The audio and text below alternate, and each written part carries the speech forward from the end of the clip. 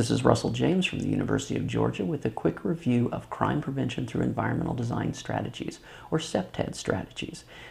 Core C.P.T.E.D strategies basically comes down to the SAT test. The criminal's SAT test, that is, number 1, surveillance. Will I be seen? Number 2, access. Can I get in and out? And number 3, territoriality. Does anyone care what happens here?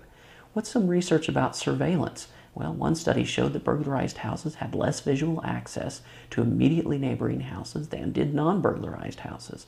This is true also in a commercial context. Convenience stores experienced mean annual robbery rate reductions after installing closed-circuit television systems or installing video cameras with monitors. We behave differently when we think we're being watched. Here's a fun study of psychology professors on an office beverage system that was available with payment on an honor system. The picture above the payment instructions rotated weekly, and it turns out payments were higher when the picture of eyes were posted. Another example, 2 groups with 2 computer backgrounds. Each person in each group received $10. A computer question was asked, do you want to share any of it with any of the other anonymous participants? It turned out that whether or not the computer screen had a picture of eyes on it dramatically changed the amount of sharing taking place. What about access? Well, research shows that burglarized houses have fewer fences and locked gates surrounding the yard than did non-burglarized houses. Here's an example of a study from Ohio State where preventing access to a parking garage by adding chain link fencing and lighting to lower levels led to a 50% drop in reported crime after the improvements. Territoriality. Does anyone care what happens here? One study found that burglarized houses had fewer symbolic barriers, characteristic of primary territories, fewer markers depicting the identity of their territory owners. In another study of 400 convenience store robberies, one significant difference between robbed and non-robbed stores was distance from the nearest graffiti. Graffiti is an example that shows nobody cares what happens here, low territoriality. So let's look at some visual examples and ask, does it pass the SAT, surveillance, access, territoriality? Here's a C.P.T.E.D disaster. If I wanted to do something in this area, even during the day or especially at night, will I be seen? No, it's a surveillance fail. Can I get in and out easily? Absolutely, it's an access fail. Does anyone care what happens here? Absolutely not, it's a territoriality fail. Another example, anyone cares what happens here? No, territoriality fail. Can I get in and out easily? Absolutely, it's an access fail. And certainly at night, it's going to be a failure of surveillance as well. Does anyone care what happens here? Kind of looks like nobody does. What about access? Well, access, can I get in or out? It turns out that it's kind of hard to get in and out, but guess what? Territoriality can impact access.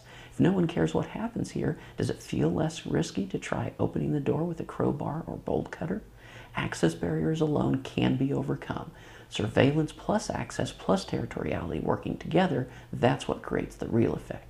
Take a look at this fence. Does the fence make it harder to get in and out? Absolutely. But think about the surveillance effects. Does the fence make it less likely I'll be seen if I'm trying to break in through the back door? That's a problem. Surveillance and access and territoriality may impact each other. Take a look at this picture. Does anybody care what happens here? Well, the fence says maybe, but everything else says no. Nobody cares. Does anyone care what happens here? I'd say yes. High territoriality, high level of maintenance, defined borders. In fact, these short decorative fences can enhance territoriality on the inside of the fence without disconnecting the home from the surrounding neighborhood. Short fencing, even if it's solid, doesn't create any surveillance problems.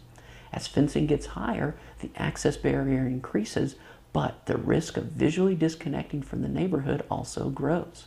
We look at this, does anyone care what happens here inside the fence? Probably so, but outside the fence, definitely not. The problem is that sometimes high fences can diminish territoriality outside the fence. Can anyone even see what happens outside of these fences in this alleyway? Does anyone care what happens outside the fence? Probably not. High solid fences may create spaces with little surveillance and little territoriality.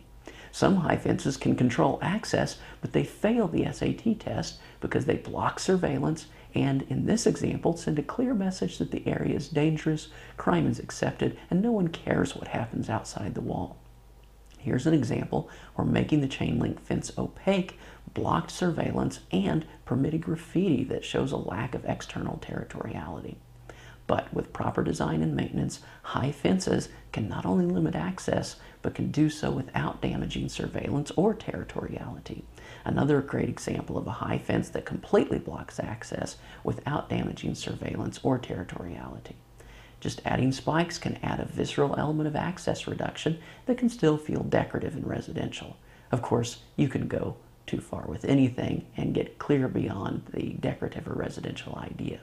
Window bars certainly limit access, but may also send a negative territoriality message about neighborhood safety. Instead, consider glass block that can create security similar to window bars, but without the stigma. Most burglary entries do not occur through the front door. Why is that? Well, it's because of natural surveillance. Much more likely that other people can see what you're doing at the front door. This means that open access to side or rear entry points where there's no natural surveillance makes for more attractive burglary entrances. What do? Well, access barriers to side or rear entrance can reduce the risk. Of course, a very short barrier may provide very little access control. As barriers rise, access is reduced. But if you go with tall, opaque barriers, it can limit access, but may also eliminate natural surveillance. Consider the line of sight for entry points. If you get in through this entrance, are you visible to outsiders once you're in? As you walk along, am I visible to outsiders even as I'm trying to get in through an access point in the back? That can be a concern. Consider the sight lines in this aerial shot of a new group of duplexes. Let's take a look at this duplex, the front, rear, and side potential entrances. What are the sight lines for the potential entry points in this unit? 10 residences have sight lines to the rear entry, 16 residences have sight lines to the front entry, and 11 residences have sight lines to the side window. Let's compare this to another residence and its rear, side, and front entrances. Only 2 residences have sight lines to the rear entrance, and nobody has a sight line to the side window. You've got a zone outside the residence where sight lines are covered by wooded area with a link to a walking trail. So clear difference in which residence has the better SAT scores. What natural surveillance issue best predicted convenience store robberies in a study? Well, professors at UCLA found that visibility from outside the store to inside the store was the most important sight line. If I can't see what's happening inside the store, it's much easier and much safer to commit a robbery because passerbys can't see what's happening. Turns out that visibility from outside the store to inside the store was a more important predictor of convenience store robberies than even the number of clerks working or the proximity to drug traffic, gangs, or subsidized housing. At night, of course, surveillance depends almost entirely on lighting, but lighting itself can't fix surveillance problems if the problems are created by both darkness and solid barriers.